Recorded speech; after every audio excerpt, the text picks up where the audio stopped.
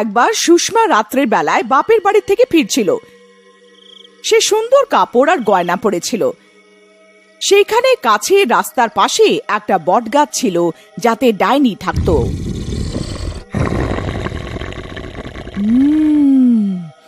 আরে বাহ, কত সুন্দর সেন্টে সুগন্ধ আসছে।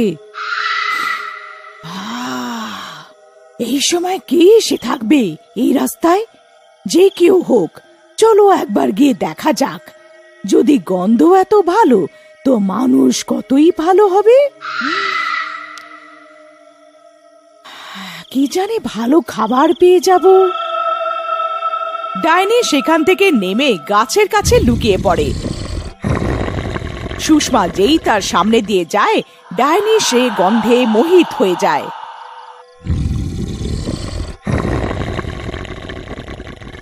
শিকার তো ভালো, কিন্তু আমি একে মারবো না, না হলে এই সেন্ট আমি কি করে পাবো? এখন যে করেই হোক, এর সাথে সাথে এর বাড়ি অবধি যেতে হবে। ডাইনি আস্তে আস্তে সুষমার পেছন পেছন যেতে থাকে।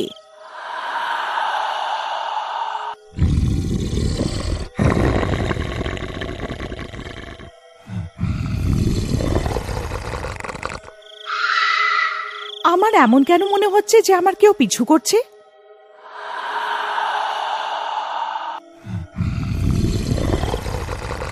সুষমা ভয় পেয়ে কিছুক্ষণ সেখানে দাঁড়িয়ে যায়।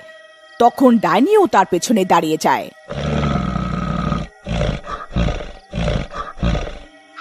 আর সুষমা ভয়ে পেছনে মুড়ে দেখে না। বোধহয় আমার মনের ভুল, আমাকে হাঁটতে থাকা উচিত। আই থিঙ্ক চল মা সুষমা, নিজের বাড়ি পৌঁছা। অনেক শখ করে ট্রাক ভরে গয়না পরেছিলিস, এখন দেখ। সুষমা ভয়তে জোরে জোরে হাঁটতে থাকে, তো ডাইনি তার পিছু করতে করতে জোরে জোরে হাঁটতে থাকে।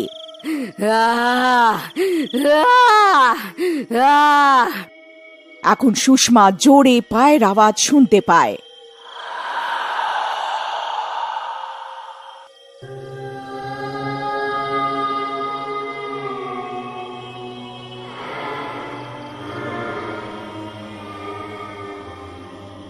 সুষমা ঘামে ভিজে যায়।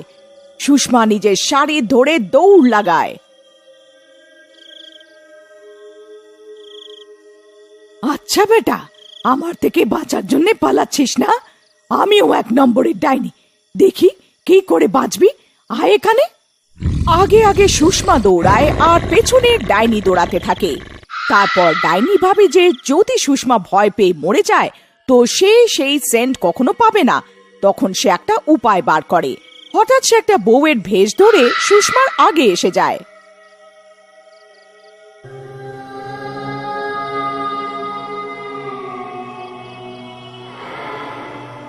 আরে বোন, শোনো শোনো না, আমি একটা দুঃখী বেচারি গো, আমার কাজের অনেক দরকার। দয়া করে আমাকে কাজ দাও নিজের বাড়িতে, তো আমার অনেক ভালো হবে। সুষমা তার আওয়াজ শুনে থেমে যায়। তো তুমি কি আমার পেছন পেছন দৌড়াচ্ছিলে? হ্যাঁ, আপনি ভালো ঘরের মনে হচ্ছেন, তাই ভাবলাম আপনার থেকে সাহায্য পাবো, কিন্তু আপনি দাঁড়াচ্ছিলেনই না। কখন থেকে আপনাকে ডেকে ডেকে আমার গলা বসে গেছে। আপনি তো আমাকে ভয় পাইয়ে দিয়েছিলেন, আমি ভাবলাম কোনো চোর লেগে পড়েছে আমার পেছনে। আচ্ছা চলো, অনেক রাত হয়ে গেছে, তুমি আমার বাড়ি চলো। সুষমা সেই ডাইনি রূপী মেয়েটাকে ঘরে নিয়ে যায়। সুষমা তাকে গেস্ট রুমে থাকতে বলে আর শুতে চলে যায়। মাঝরাতে সবার ঘুমানোর পরে সে ডাইনি রূপে এসে যায় আর সুষমার ঘরে চুপ করে ঢুকে যায় আর তার মতন সাজতে শুরু করে।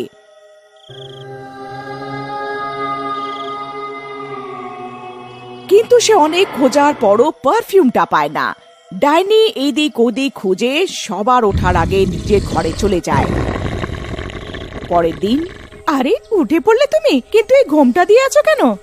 ডাইনি আসল রূপে ছিল বলে ছুতো দিতে শুরু করে।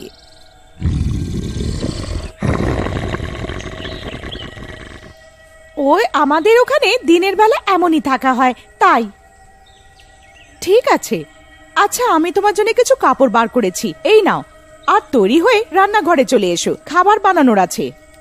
ডাইনি যেমন সুষমাকে তৈরি হতে দেখে, সেও অমনি সেজে ঘোমটা দিয়ে রান্নাঘরে ঢোকে।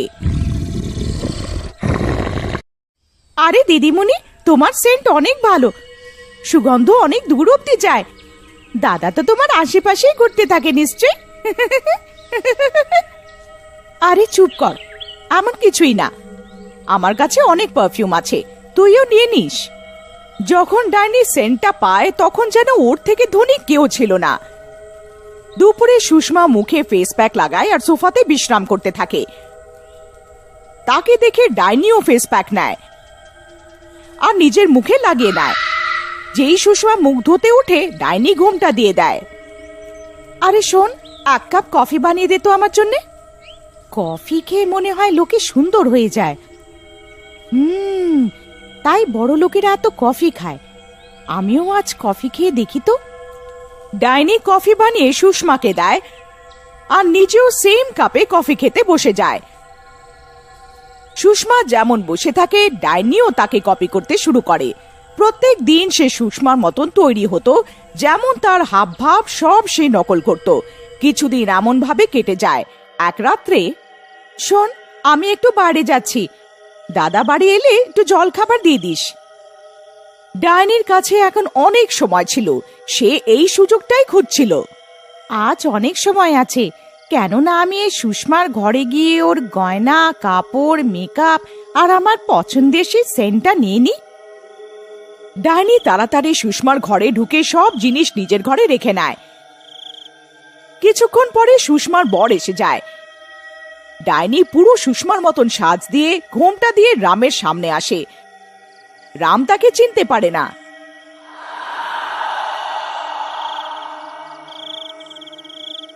আরে সুষমা, আজ তুমি সেই মেয়ের মতন ঘোমটা দিয়ে রয়েছো, কি ব্যাপার?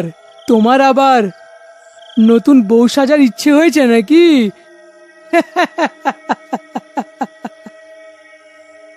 আরে বাহ, এই তো আমাকে একদমই চিনল না।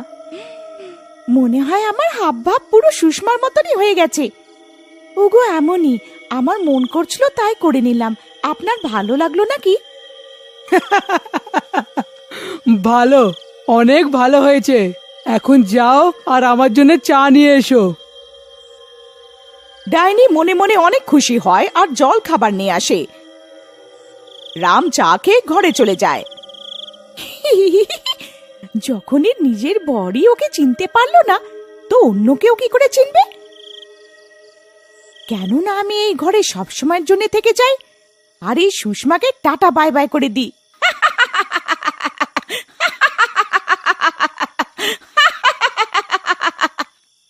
ডাইনি ঘরের পাশে বসে পড়ে আর সেখানে সুষমার অপেক্ষা করতে থাকে।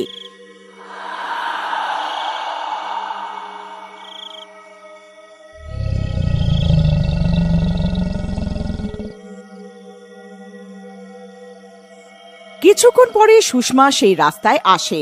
আরে তুই এখানে কি করছিস? আচ্ছা, মনে হয় ব্যাগ নিতে এসেছিস। তুই আমার কত খেয়াল রাখিস। তখনই ডাইনি জোরে জোরে হাসতে শুরু করে আর নিজের জাদু দিয়ে উড়িয়ে জঙ্গলে নিয়ে যায়। আরে তুই পাগল হয়ে গেছিস কি? এটা কি করছিস? আর আমাকে এত তাড়াতাড়ি এখানে কি করে আনলি? ডাইনি নিজের ঘুমটা সরায়। কারণ আমি একটা ডাইনি আর আমি যা ইচ্ছে করতে পারি। সুষমা হয়ে দেখাই? বল। এক মুহূর্তে সে সুষমা হয়ে যায় আর জোরে জোরে হাসতে শুরু করে। সুষমা এসব দেখে ভয় পেয়ে যায়।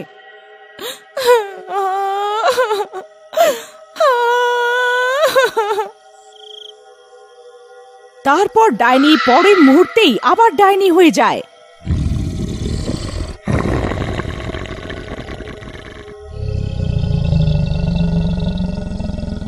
তারপর ডাইনি ঘন জঙ্গলের ভেতরে থাকা একটা ভুতুড়ে গুহাতে ওকে ছেড়ে দিয়ে আসে আর নিজে সুষমার রূপ নিয়ে তার ঘরে থেকে যায়।